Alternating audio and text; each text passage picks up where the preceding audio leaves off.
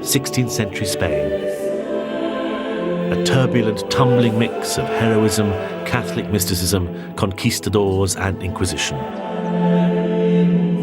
And out of this turmoil came this extraordinary music, spiritual, stirring, sublime, the sound of God's own composer. This film marks the 400th anniversary of the death of Tomas Luis de Victoria, and the masterpieces you'll hear are among the greatest works of devotional music ever written, and they'll be sung by one of the world's greatest choirs, the 16.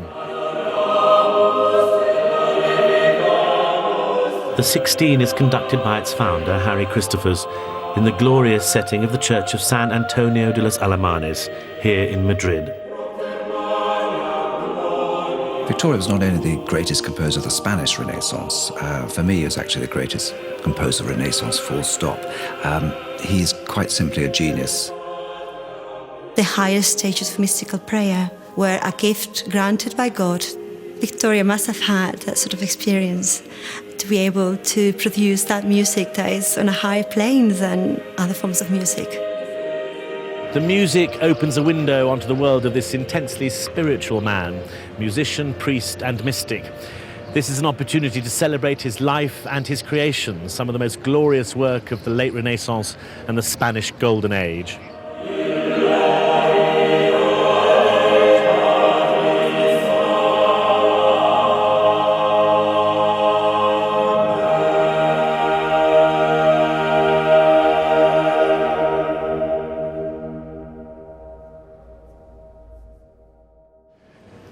Victoria has always been part of my musical life, but he remains something of a mystery. Other composers, like the Italian Palestrina or the Englishman Byrd and Tallis, have always had a sharper profile. But Harry Christophers believes that Victoria is a composer of genius and that his works are only now beginning to achieve their proper prominence. One of the most amazing things for me about Victoria is the way you can interpret his music, the way you can be incredibly daring about dynamics, and sometimes in performance, we as a group, we feel so overpowered by the emotion that his music can give us.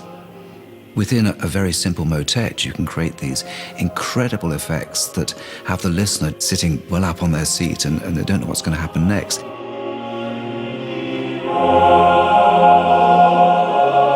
It's that sort of drive of emotion that is so phenomenal about his music. The 16 specialises in music of this period, and for this programme the choir has travelled to Spain to perform some of Victoria's greatest works in this hidden Baroque jewel in the heart of Madrid.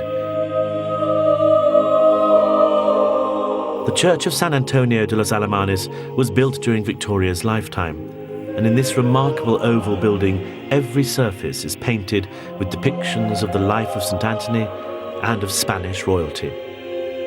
The acoustic here is ideal for displaying the glories of this music.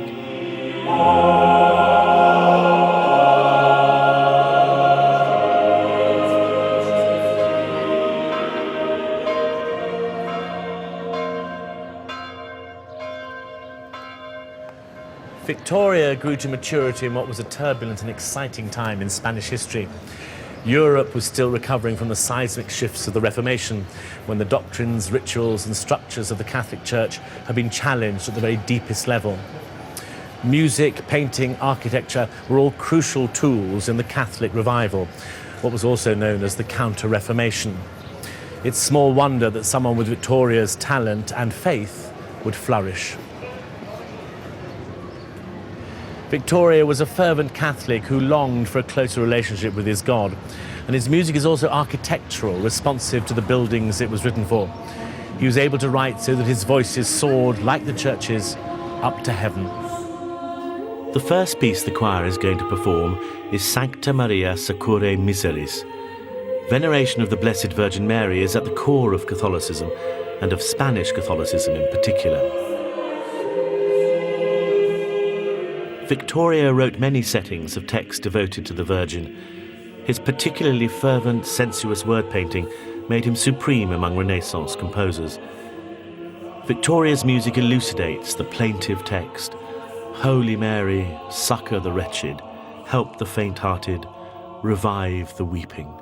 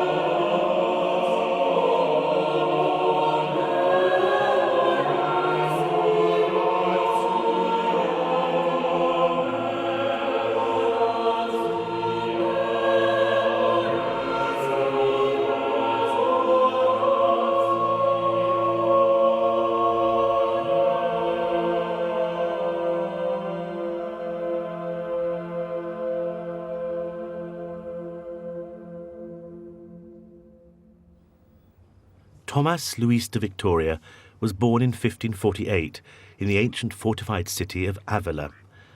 Avila lies 50 miles to the northwest of Madrid, surrounded by the plateau of the central Sierras. Rising up against the austere, dry landscape of gigantic boulders, it's a bleak but beautiful setting.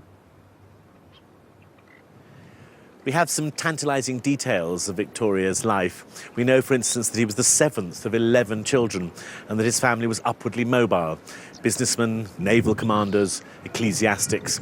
2 of his uncles were priests. His father died when he was 9. Aged 10, he joined the choir in the 12th century cathedral here in Avila, a centre of spiritual rejuvenation, especially mysticism. Here he studied the rudiments of music by singing and organ playing. But remarkably, it was also here that the legendary Spanish mystic Teresa of Avila, later Saint Teresa, happened to live. This warm-hearted, shrewd, gifted nun became one of the iconic figures of the Catholic faith, and she knew the young Victoria. Saint Teresa was a mystic. She described her intense spiritual experiences in physical, even sexual terms, and it seems that Victoria sought to create a world in sound which has parallels with her writings and beliefs.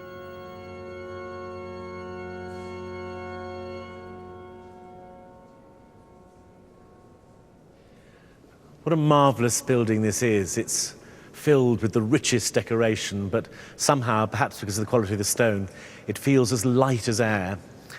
And what a joy it must have been to have heard the choir singing from here, tracing with one's ear the play of distinct voices in some masterpiece of polyphony. Victoria, as a young boy, would have sat on one of these benches reading his music from the large central lectern, and in fact the cathedral still owns beautifully illuminated manuscripts from the 16th century that Victoria himself would have read.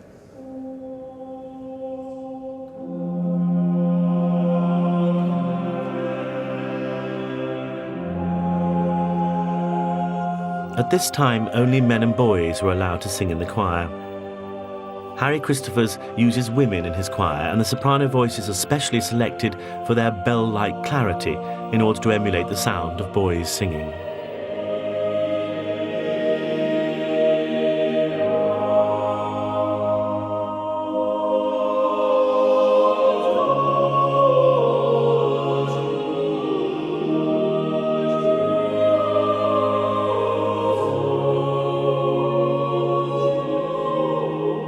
A defining moment in any male chorister's life and musical career is when his voice breaks.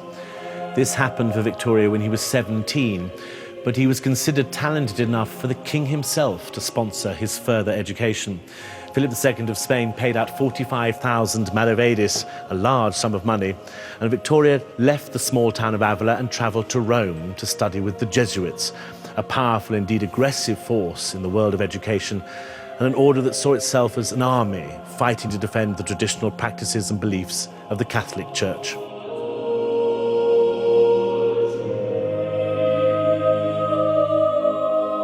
The Salve Regina is the most famous hymn to the Virgin Mary, and it's set by all Renaissance composers. Victoria actually made one or two settings of this piece. The one we're performing is for double choir. Beautiful layers of texture that he uses, just oscillating from one choir to the other.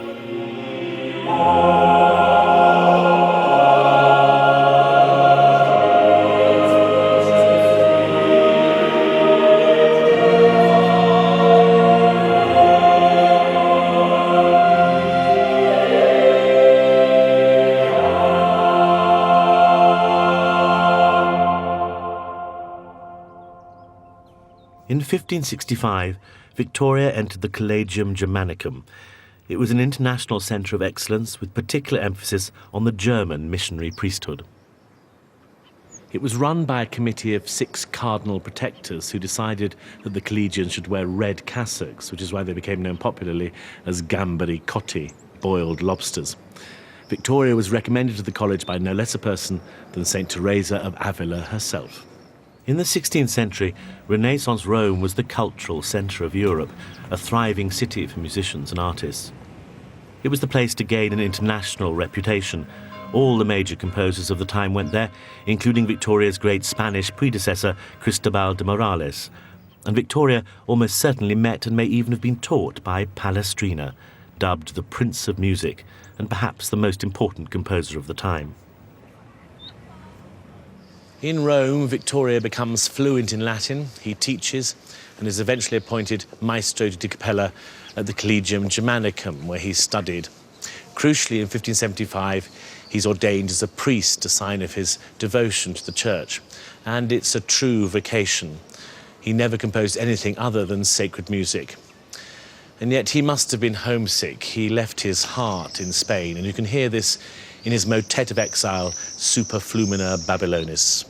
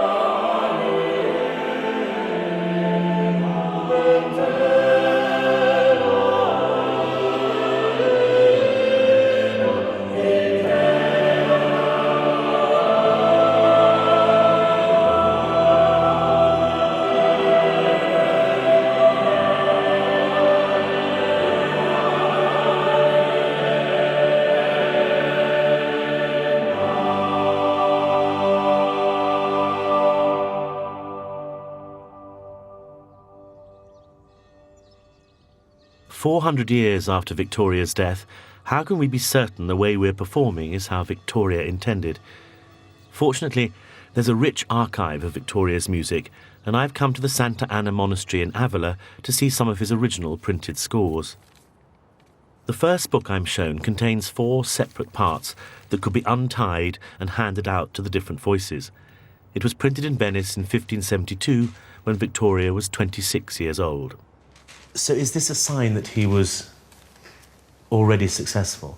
Sobre todo lo sorprendente es la madurez que muestra Victoria en estas obras, porque estas mismas obras las va a reeditar posteriormente prácticamente sin ninguna modificación. Eso quiere decir que eran ya obras que estaban perfectamente acabadas, siendo sus primeras publicaciones. Do we have any examples of his handwriting at all? Lo que sí que tenemos es algunas correcciones, por ejemplo, ¿no? Esto es una edición facsímil, no es un original, pero que se conserva en la Biblioteca Nacional de Roma, de unos salmos editados por él. Sí que lo es, por ejemplo, la cabecera, Tomas Luis de Victoria, y hay luego textos. Esto, por ejemplo, sí que es un texto escrito por él. Esta es su grafía. And these are instructions for the printer, is that right? Efectivamente. Victoria's music was sent out to European cathedrals and colleges, certainly to Germany, Austria, Poland and Spain. I asked Alfonso if this made Victoria well off. Hay otros historiadores que han defendido que se hizo efectivamente bastante rico con la venta de sus obras, porque lo envió a muchas catedrales y le pagaron. Hoy eso está puesto en cuestión, porque sabemos que le pagaron a algunas catedrales, pero muy poquitas para toda la edición que hizo. Entonces probablemente no se hacían ricos con estas ediciones. Is he the genius of Spanish Renaissance music, in your mind? En mi opinión, sí. En mi opinión, Victoria es el gran genio, ¿no?, del Renacimiento. Por un lado, la perfecta adecuación de la música al texto. Y por otro lado, el sentido armónico más moderno. So a modern harmonic sense. Efectivamente. Don Alfonso, thank you very much indeed. Gracias. Victoria wrote a lot of music for Lent. And the service of Tenebrae is incredibly important in that build-up to Good Friday. Tenebrae, literally darkness, so this is the evening service. They're very direct expressions of emotion, and for me this is where Victoria is at his best.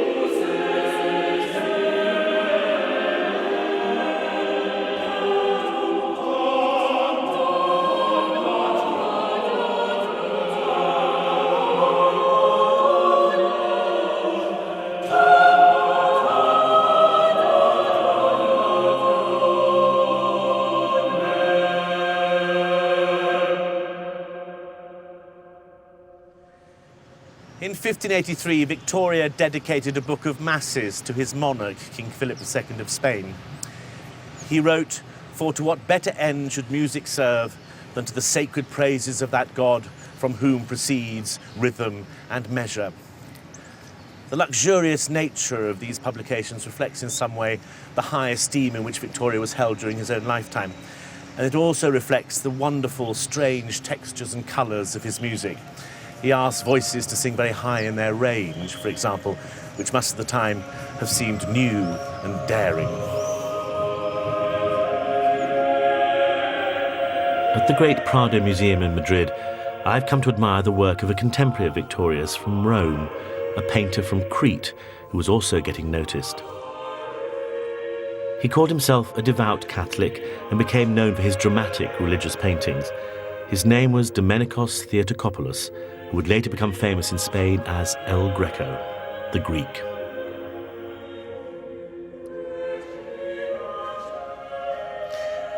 I particularly love this painting, the Annunciation, and it's a work that inhabits much the same world as Victoria's music. There's the same drama, the same sense of theatre, a combination of intense spiritual aspiration and a delight in the physical world. El Greco said that colour was the most important element in his work, and here are great blocks of it, pinks and blues and browns and greens, and at the centre a burst of light as the Holy Spirit comes through the canvas to visit the no doubt terrified Mary.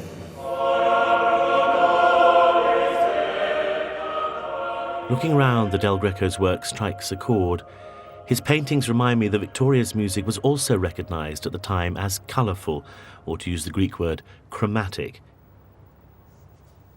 This was an expressive tool because Victoria was not just a composer of pure music, he was also a word painter.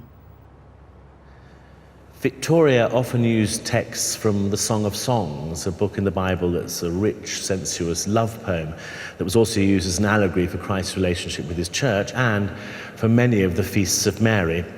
For one of these, the Assumption, Victoria wrote a motet and chose the very beautiful words, "She whose fragrance was above price, in garments delicately perfumed, and like a spring day she was surrounded by roses and lilies of the valley." Particularly apt for this rather delicate, fragile Mary. And then, much to my delight, at the top of the painting, watching the whole scene, is a group of musicians. I wonder what music was going through El Greco's head when he painted this. Victoria's, perhaps.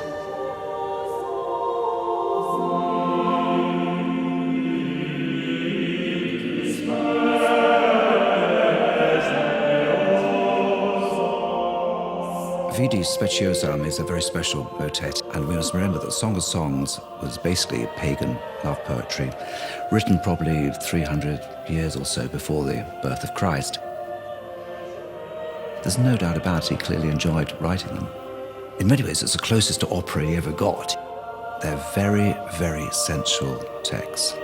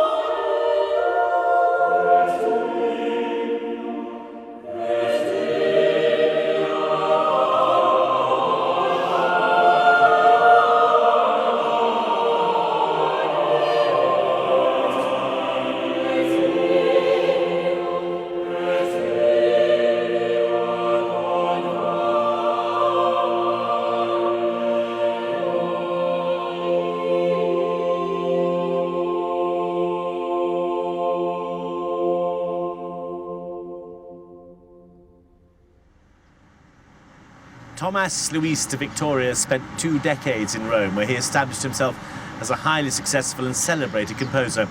His work was being performed in churches all across Europe. But he wanted his music to be sung further afield. He supervised sets of his scores to be sent to Mexico, to Lima, Peru, and Bogota, Colombia. He had conquistadors in his family, and the New World would have seemed exciting and exotic to him. In Mexico, his scores were so popular they ran out of copies and had to write parts out by hand. It's fascinating to think that nearly 100 years after Christopher Columbus's discovery of the Americas, ships would come back to Europe laden with gold, silver, copper, cocoa beans, spices. But they would also go back the other way, and in their cargoes they would have had copies of Victoria's music. Same ports, different trade, and a gift from the old world to the young Catholic congregations of the new. Also at this time, other composers would be transcribing Victoria's work for their own use, often for teaching purposes. This way his music infused the homes and palaces of the rich for education or private devotion. One of his best-loved pieces, O Quam Gloriosum, was arranged by others for voice and lute, giving us a tantalizing glimpse into how music was performed and taught outside the church.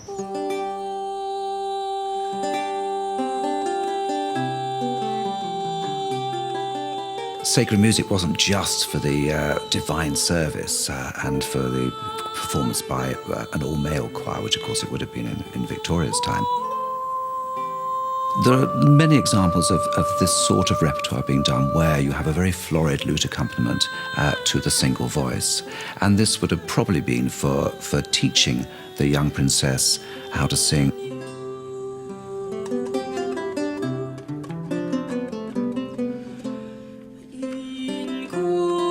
It could also have been used for private devotion in the chapel of any stately home.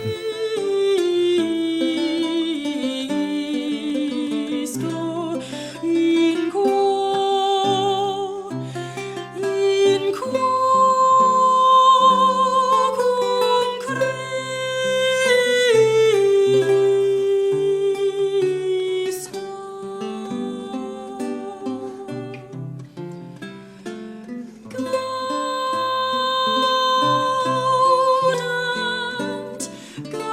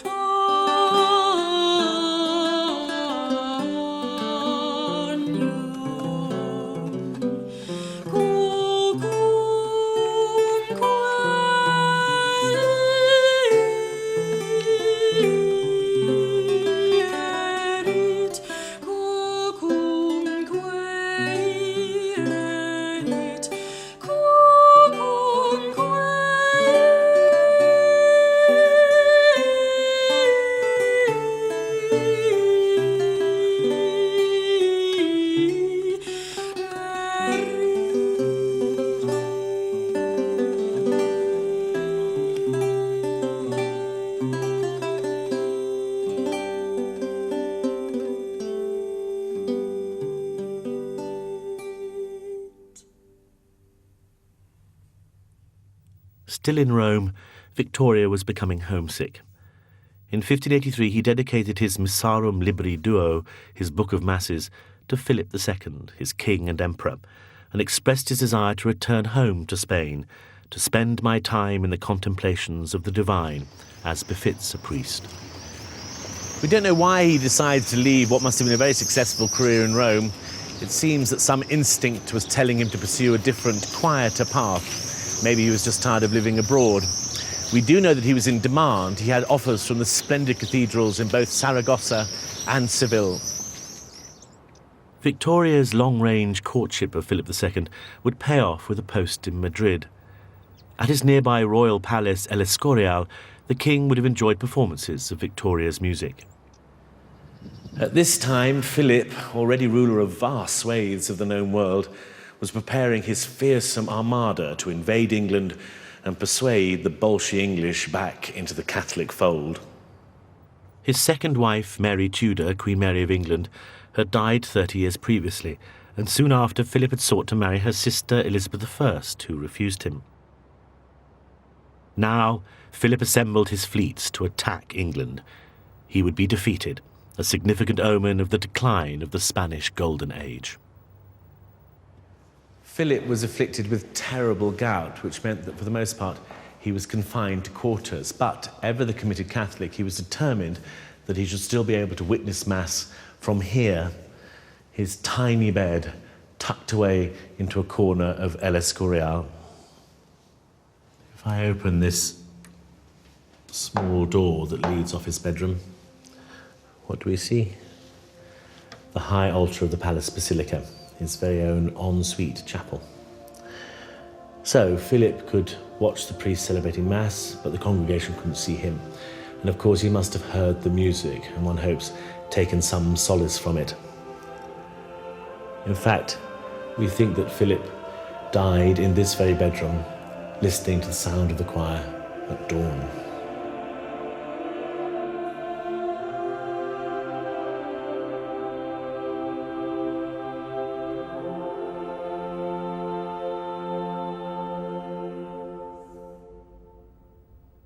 Among Victoria's extensive canon of work is sublime music for special services, and particularly remarkable is his work for Holy Week.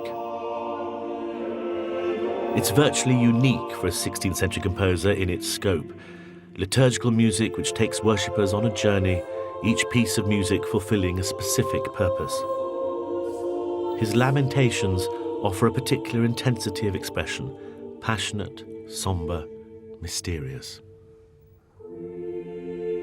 The Lamentations of Jeremiah have been set by all the finest Renaissance composers.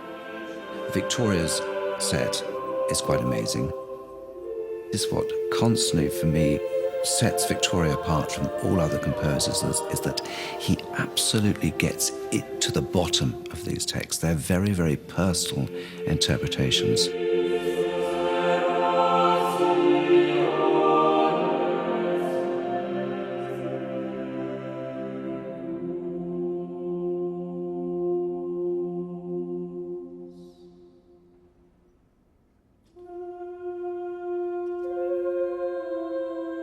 They're very sustained settings. They're incredibly difficult to sing because they need total control. When you sing them, you have to feel you're kneeling on bare stone, and it's got to feel uncomfortable.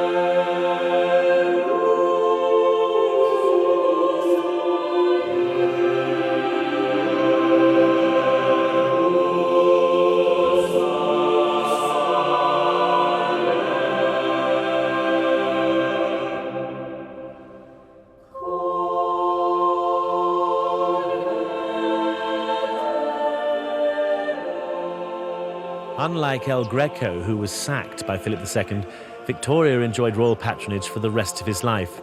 The king's family liked him and he wrote music for their services on several occasions. Whereas the king lived in his vast, specially designed palace with its magnificent chapel, his sister Maria, on her return to Spain after the death of her husband, the Emperor Maximilian, led a very different life. She moved to the secluded, intimate dwelling of the convent of Las Descalzas Reales. It was here that Victoria worked as chaplain. At that time, it was a kind of safe house for royalty, home to 33 strictly cloistered nuns, Maria's daughter, the Infanta Margarita, being one of them. They were called the barefoot nuns, after the simple sandals they wore all year round.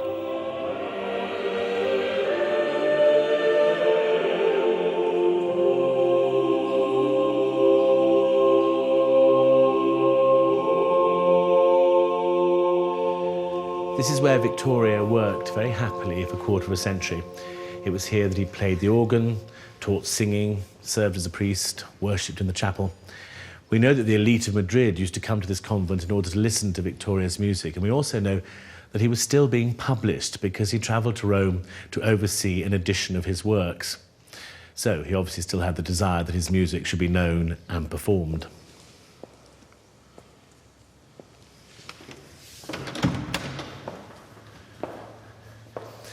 The priests here would have had to have been very accomplished singers of plain chant and polyphony, so Victoria was in his element. By all accounts, he was a friendly, jovial man. He didn't see his faith as a means of cutting himself off from the world. He became part of the community here, playing the organ, taking daily mass, and still composing. His royal patron, the Empress Maria, so valued Victoria's work that when she died, she bequeathed to him a chaplaincy for life, which secured his future. She also chose to be laid in this marble tomb, right here in the choir room, rather than next to her brother in El Escorial. Victoria responded by writing what is arguably his finest work, a requiem not just for his patron but for an age, representative perhaps of the dying embers of Spain's golden era. The Requiem of 1605 is Victoria's final work. It's a simply magnificent statement of dignified and reverent spirituality.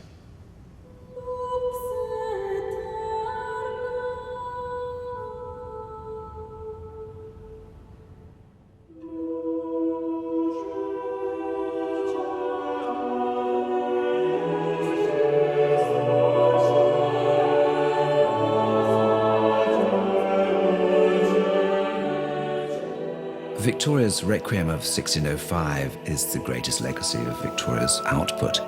For me, it's the finest requiem written by any Renaissance composer. It's beautiful setting of some very enlightening words.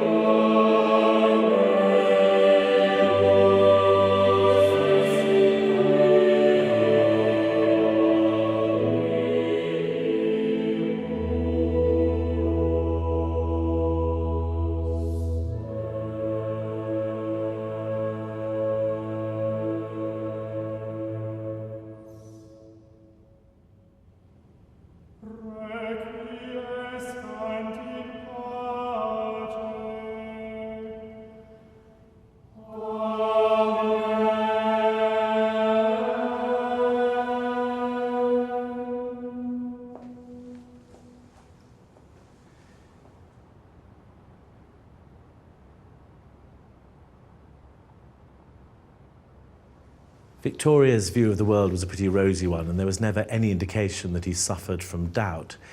His faith was always absolutely secure. Understanding this, and understanding too the mystical dimension to his work, makes listening to his music a completely different experience. The fashion for mysticism of the type encouraged by his mentor Teresa of Avila fits perfectly with the ecstatic nature of Victoria's music. Teresa of Avila, for instance, recommended that her nuns could follow their moods. If they were feeling sad or anxious, they could choose themes from the Passion, visualizing scenes from the Passion as if present, using the imagination to visualize small details such as the tears and the sweat of anxiety experienced by Christ. And Victoria must have had that sort of experience.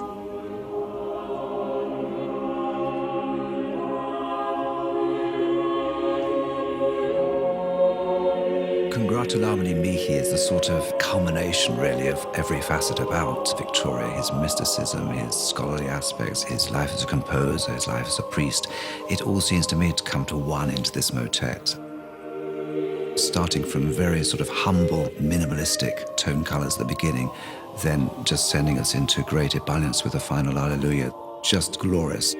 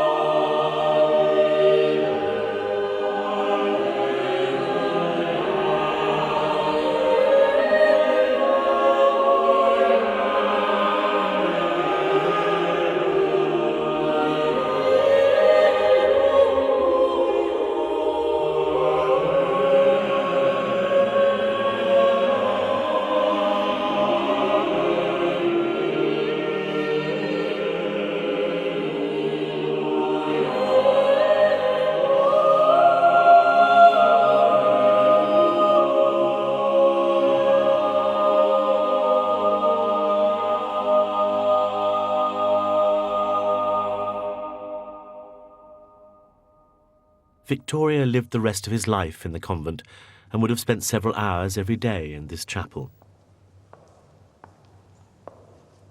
He loved playing the organ, and when he died in 1611, aged 63, he left his assistant this very instrument. It must have cost a considerable amount, but he paid for it himself. I was permitted to sit in the organ loft, but not to play it. The great Requiem that Victoria wrote for his patron, the Empress, rather touchingly was used at his own funeral. Although Spain's golden age was declining, Victoria's music has lived on, and as he would have wished, it continues to be performed in cathedrals and churches throughout the world. My short visit to Spain has allowed me to build a picture of the man, Tomas Luis de Victoria, and it's certainly helped to clarify for me his place in the long, eventful history of Catholicism in this country. I'm awestruck by a man who can dedicate his whole life and creative work to his faith and do it with such a light heart. He was obviously a man of inexhaustible energy, and this empowered him to chart his spiritual life with great honesty and huge power. And what a legacy of sacred music he left for us to enjoy.